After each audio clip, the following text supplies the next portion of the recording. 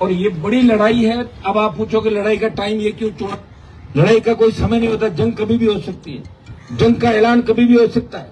हमारी मिलिट्री हमेशा तैयार रहती है, पैरा मिलिट्री तैयार रहती है ना। वो कह रहे रद्द कराने, तो हमें कोई ज्यादा फायदा इसमें नहीं दिखा, लेकिन राजस्थान का सम्मान बढ़ेगा।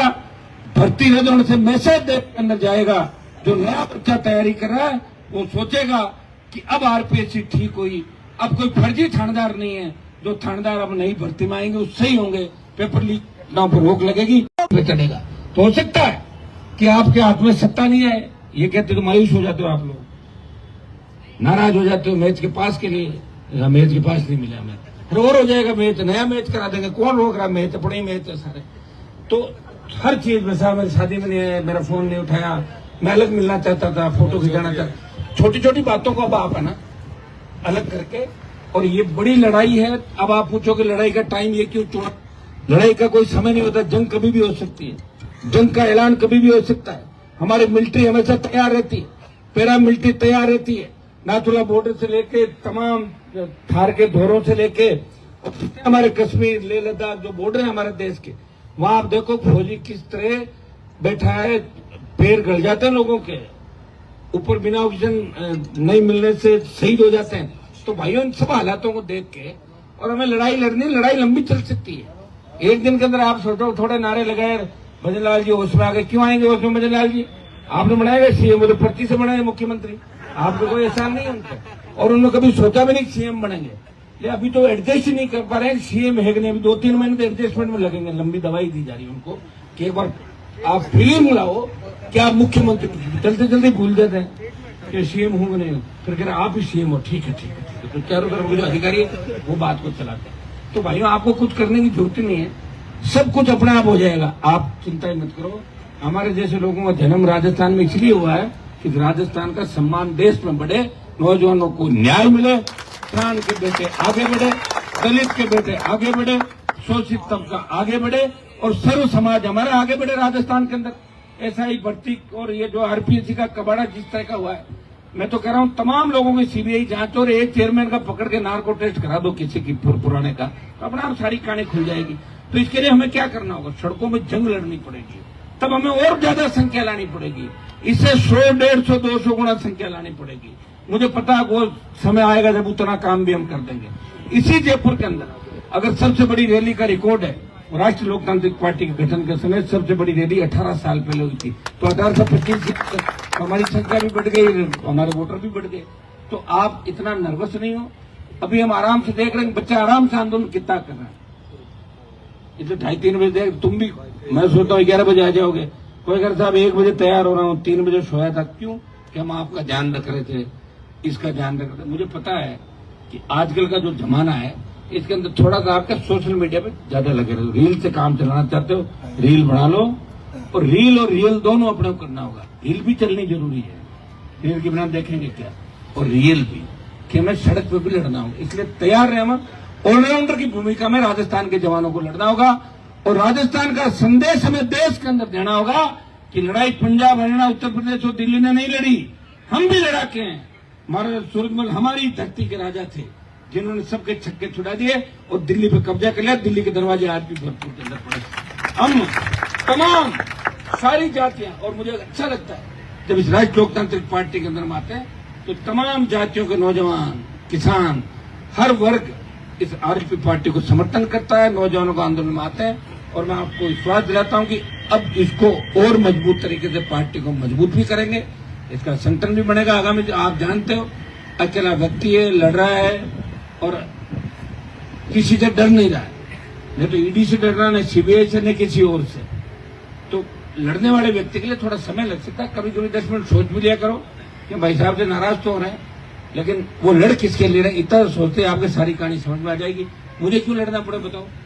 मेरे जो सामने माइक भी परमिशन लेते थे, साहब बोलेंगे नहीं बोले, वो 3 बार कैबिनेट मंत्री रह सरकार का, मैं भी बन जाता, मुझे टोक रहा था। लेकिन सब बातों का ध्यान भी साथ साथ आपका मेरे पर अधिकार है, हर नौजवान का, लेकिन मैं आपको दिशा निर्देश दूंगा, और मैं गलत हूं उस दिन आप मुझे कह दोगे। अभी मैं आपके लिए लड़ रहा हूं, क्या ध्यान रखना है कि अभी हनुमान जी राजस्थान के सम्मान की लड़ाई लड़ रहे हैं। ये ऐसा ही भर्ती का जो मुद्दा है, वो तमाम नेता मंत्री आपको अकेला छोड़ दें, 4 लड़कों को अकेला छोड़ के चले गए। ये ऐसा ही भर्ती के वृत्ति बहुत कम होंगे। हाथ खड़े करो तो कितने सही सही करना, हाथ खड़े। हाँ, एक मिनट, ऐसा ही भर्ती के अंदर जो आ रहे हैं गणो भाई कितना दे नहीं 8-10 4 यहाँ ऊपर बैठा कितना है। जब आंदोलन की शुरुआत करी, जब क्या कहा था मनोज कितने लोग आएंगे 500। वो कब 500 का दिन कब आएगा? लेकिन 500 भी आएंगे भी थोड़ी बता भाई, तुम थोड़ा मायूस हो ना। इसलिए कोई भी नेता तुम्हारी बातों पर आके यहाँ नहीं आता। लेकिन मुझे पता था कि लड़ाई राष्ट्रीय लोकतांत्रिक पार्टी को लड़नी है। ऐसा ही जो बन गए उनके माता पिता हमसे नाराज होंगे, वो बच्चे नाराज होंगे, और जो फर्जी है उनका परिवार भी हमसे नाराज होगा कि हमारे बच्चों को बाहर निकाल रहे हैं और वो कह रहे रद्द करा रहे हैं। तो हमें कोई ज्यादा फायदा इसमें नहीं दिखा। लेकिन राजस्थान का सम्मान बढ़ेगा, भर्ती रद्द होने से मैसेज देश के अंदर जाएगा। जो नया बच्चा तैयारी कर रहा है वो सोचेगा कि अब आरपीएससी ठीक हुई, अब कोई फर्जी थानेदार नहीं है। जो थानेदार अब नई भर्ती में आएंगे वो सही होंगे, पेपर लीक घटनाओं पर रोक लगेगी और आरपीएससी भंग होगी। इन सब बातों की ये एसआई के बच्चों को मेरी सीख है कि आपको अपने आप आना चाहिए। भाई आपके लिए लड़ रहा हूँ, मेरे लिए थोड़ी लड़ रहा हूँ। ये कोई वोट मांगना थोड़े यहाँ पे कोई चुनावी सभा के अंदर वोट मांगना। ये तो बात हुई थी, कमिटमेंट हुआ था जिस दिन बैठे थे। मैंने बुला के पूछा, तुम 3 महीने से मुझे कह रहे थे एसआई भर्ती साहब जल्दी आओ लोग। मैंने कहा रुक जाओ भाई, अब वो कितने हो जाओगे? बोले 500 हो जाएंगे और 500 से 800 और 1000। अरे 500 छोड़ो, 200 रहो, 100 आ जाओ।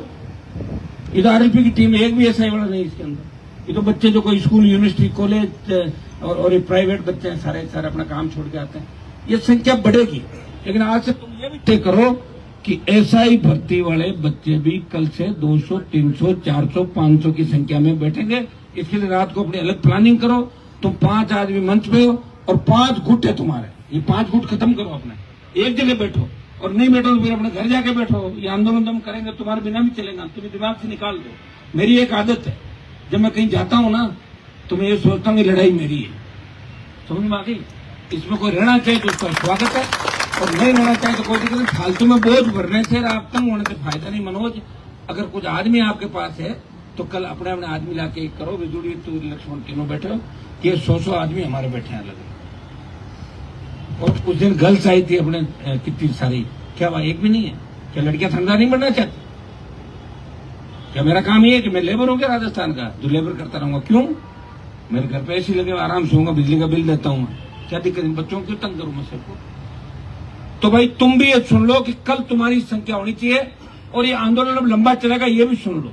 अगर किसी को कांग्रेस ज्वाइन करनी है, बीजेपी करनी है मंच पे, तो आप आराम जाके करो, मैं मना नहीं कर रहा हूँ। ये तो हनुमान बेनीवाल का आंदोलन है, आरएलपी पार्टी का आंदोलन है। संघर्ष समिति का साथ मैंने दिया है। अब संघर्ष समिति साथ रहती तो अच्छी बात है, नहीं रहती है इससे कोई लंबा फर्क पड़ने वाला तुमसे नहीं है। 3-5 नहीं आओगे, 5 दूसरे आ जाएंगे। तुम्हारी बात समझ में आ गई? तीनों को भी थोड़ी समझ लेना। बस कल तुम लोगों के साथ आओगे तो भी मंच पर रहोगे, नहीं तो तुम भी वहां बैठोगे तीनों। ये ध्यान रखना, आज आप तुम यहाँ हो क्योंकि तुम्हारे साथ हम उतरे हैं, और तुम्हारे कहने से आंदोलन के अंदर। बताओ भाई, तुम्हारे कहने से आया कि नहीं आया? कितनी मिन्नतें की तुम लोगों ने मेरे से कि हनुमान जी आओ, हमारे आंदोलन करो साहब, राजस्थान डूब रहा है, लुट रहा है, हम बर्बाद हो रहे हैं। तुम टंकी में चढ़े 3 बच्चे, मुझे पता 2 बच्चे टंकी में चढ़े 3 दिन तक। तो जो सब तुम्हारा ठंडा कैसे हो गया? कहाँ गए टंकी के नीचे जो खड़े थे, कहाँ गए? पूछना चाहता हूँ। ये क्या तुम्हें बार बार तुम्हारी ताकत याद दिलानी पड़ेगी? ये अभी कौन से एमएलए के टिकट मिल रहे हैं जो तुम बीजेपी कांग्रेस से टिकट ले लोगे? कौन से पायलट साहब जरा भला करते हैं, कौन से डॉक्टर साहब करते हैं तुम्हारा? अभी कुछ नहीं होने वाला। वो 4 साल बाद की बात है कि तुम टिकट लोगे, क्या बढ़ोगे क्या नहीं बढ़ोगे। लोग टिकट लेके नहीं पड़ते, बैठे आ रहे हुए। तो मेरे भाई, ये संदेश तुम बच्चों को, सबको, क्योंकि मेरे मन की पीड़ा, इसको समझो कि ऐसा ही भर्ती का तो आंदोलन करें, और पीटीआई बीच में से निकल गए। आंदोलन तो पीटीआई के भी साथ है, तमाम भर्तियों का। हम तुम्हारे नारे लगाए और तुम यहाँ दिखो ही नहीं।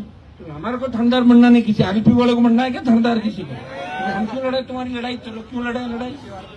हम इसके लिए हैं क्या? और हमारे तो बड़े बड़े थानेदार है सारे किसी अपने आप ही ये ज्वाइनिंग ये आज से। अब मनोज तेरा जोश चले तो भाषण दे दे, तुम थोड़ा ले।